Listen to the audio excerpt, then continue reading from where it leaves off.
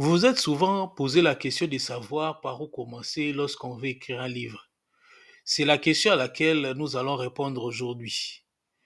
Merci beaucoup de nous suivre sur Vision Biosphère. Donc, comme je le disais précédemment, à la question de savoir par où commencer lorsqu'on veut écrire un livre, je vous dirais que le livre commence d'abord par une idée.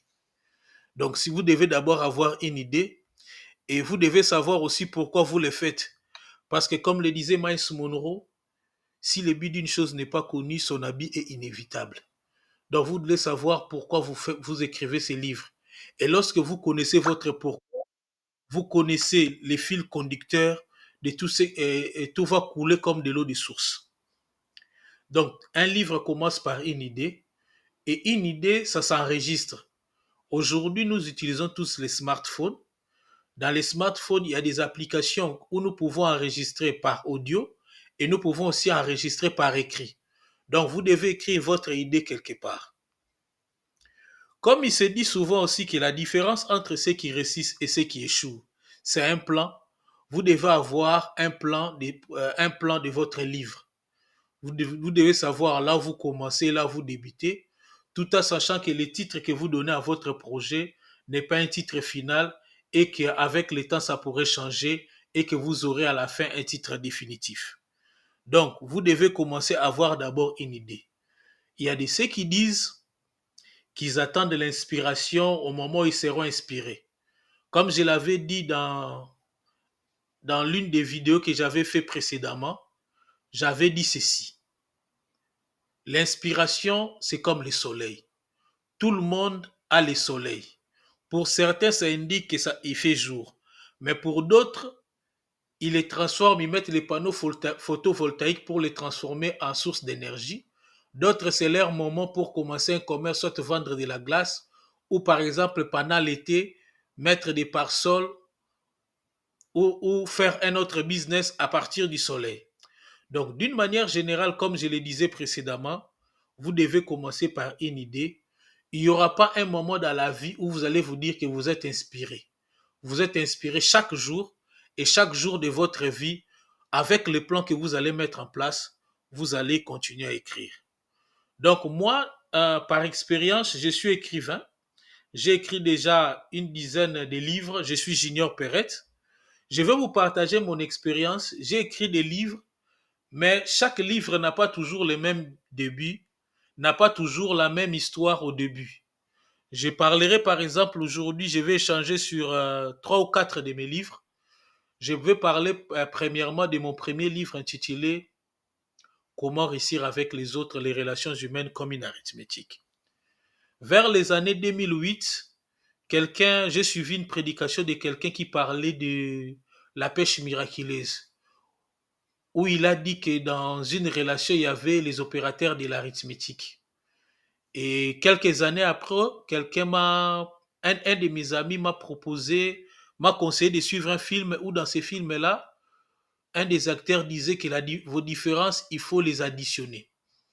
C'est ainsi que des années après, lorsque je voulais faire un message pour partager à un membre de ma famille, je voulais lui écrire un message concernant son mariage. Je lui ai dit que votre relation soit une addition de vos différences, une soustraction de la solitude, une multiplication de vos capacités, une division de vos responsabilités.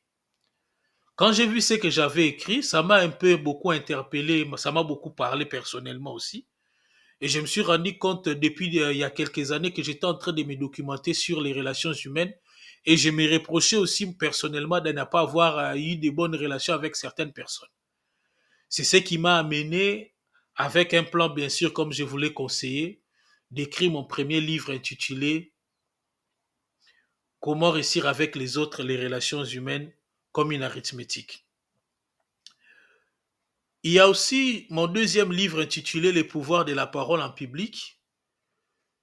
Je me suis mis aussi à me documenter sur la parole en public parce qu'à un moment, je me suis rendu compte que dans toutes les activités que nous faisons, nous sommes appelés un jour à parler en public. J'ai commencé à me documenter parce que au début, c'était un mystère pour moi. Et en me documentant, je me suis rendu compte que, et en suivant certaines vidéos et certaines personnes, quand ils parlent de l'art oratoire, j'ai vu qu'il y avait beaucoup de mystification. Dans mes lectures, j'ai compris que et parler en public, les faits, il faut être naturel. C'est-à-dire que le fait déjà d'être devant une personne, si vous échangez déjà avec une personne, c'est déjà parler en public. Parce que pour parler en public, il faut avoir trois éléments. Le premier élément, c'est un orateur. Le deuxième élément, c'est les messages. Et le troisième élément, c'est un auditeur. Donc, il faut être le plus naturellement possible. Il ne faut pas chercher à faire des gestes compliqués pour se faire entendre. Parce que lorsque vous parlez naturellement, les gens vous comprennent. Et les gestes appris sont souvent froids. Et quand nous parlons naturellement, nous arrivons à bien transmettre notre message. C'est ce qui m'a amené à écrire mon deuxième livre intitulé Le pouvoir de la parole en public. J'ai écrit aussi mon septième livre intitulé Les changements commencent ici. Un jour, j'étais en train de réfléchir sur une citation que j'avais écoutée dans une chanson du poète Lutumba qui disait ce qui détruit ce monde, c'est ce qu'il y a dans les cœurs et dans les pensées des gens. Et tout le monde dans ce monde, nous savons tous que chacun de nous a une idée pour changer le monde. Et en réfléchissant, je me suis rendu compte que j'ai commencé à dire, bon, si on veut changer le monde, le changement commence où? Je me suis rendu compte que le changement doit commencer par notre pensée, par notre cœur. Et comme le disait Gandhi, soyez le changement que vous voulez du monde. Donc c'est ce qui m'a amené à écrire ce livre, Le changement commence ici. Un autre livre intitulé Découvrir, développer et déployer ses talents. J'avais lu le livre de John Maxwell qui était intitulé Les talents ne suffisent pas ou ne suffit jamais. Après la lecture de ces livres, je voulais partager, comme je l'ai fait aujourd'hui, sur notre compte YouTube Vision Biosphère. Mais je me suis rendu compte s'il fallait en parler, il fallait parler d'une manière globale. Je ne voulais pas venir seulement dire que les talents ne suffisent pas, mais il fallait, comme je l'ai dit souvent, comme l'avait dit aussi Dédé Kassaï, lorsque les concepts étaient erronés, les résultats seront infailliblement erronés. Il fallait parler du concept talent dans sa globalité. C'est ce qui m'a amené encore à me documenter, à suivre des vidéos. Et à la fin, je me suis rendu compte que je ne devais pas seulement me limiter à les partager sur notre compte YouTube Vision Biosphère. J'en ai fait tout un livre intitulé Découvrir, développer, déployer ses talents. Il y a encore d'autres livres qui arriveront sur les talents aussi prochainement parce que je suis à fond sur les sujets. Et après avoir écrit mon premier livre intitulé Comment réussir avec les autres, je me suis rendu compte qu'il y avait beaucoup de gens qui voulaient écrire un livre aussi, mais qui arrivaient pas. Et comme je l'ai compris, que les obstacles ne sont pas souvent externes et les obstacles sont souvent internes. C'est ce qui m'a amené à écrire notre dernier livre intitulé 7 secrets pour écrire son premier livre. Donc, vous allez comprendre qu'au travers de cet échange ou de ces partages d'expériences, ce sont tous des livres, mais chaque livre a sa singularité. Donc, chaque livre a sa particularité de comment viennent les idées. Je voudrais, si je vous parle encore d'un de mes livres intitulé Quel que soit votre passé, la vie continue, ça, c'est un livre, c'est en marchant, que je me suis mis à réfléchir sur mon passé académique. Je me suis mis à passer sur quelqu'un que je connaissais et j'ai vu que nous tous, nous parlons de notre passé. Nous sommes les produits de notre passé, mais nous ne pouvons pas rester victimes et nous ne pouvons pas continuer à scier de la sciure. Donc, les exemples, donc chaque livre que j'ai écrit, comme je les commence à me répéter, a sa particularité.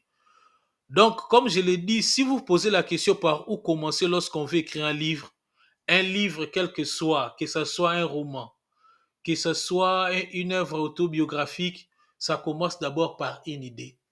Et après cette idée-là, vous devez définir pourquoi vous le faites. Parce que lorsque le pourquoi est clair, les idées les idées ou l'inspiration coulera comme l'eau des roches.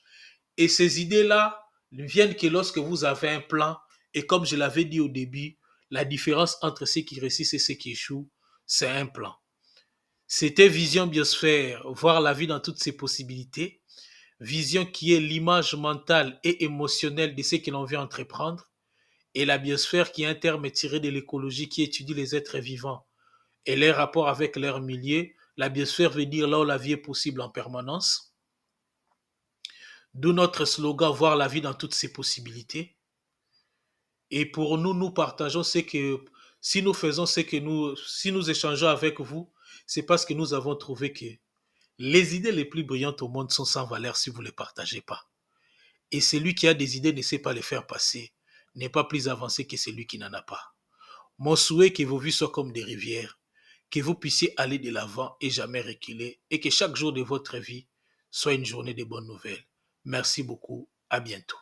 Au revoir.